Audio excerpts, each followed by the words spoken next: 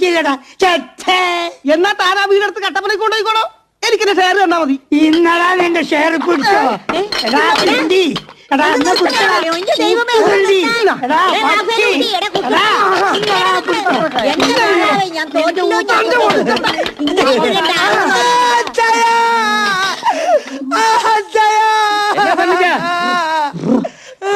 എന്താ മോനെ?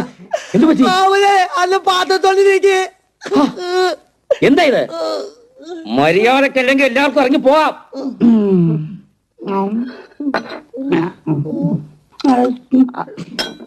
സാരമില്ല, പോട്ടെ.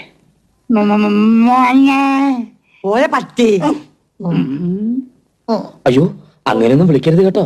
എന്നാലേ എനിക്ക് അയാളെ തല്ലണം. എല്ലാത്തിനും അച്ചായം ശരിയാക്കാം. മോൻ പോയി കളിച്ചോ.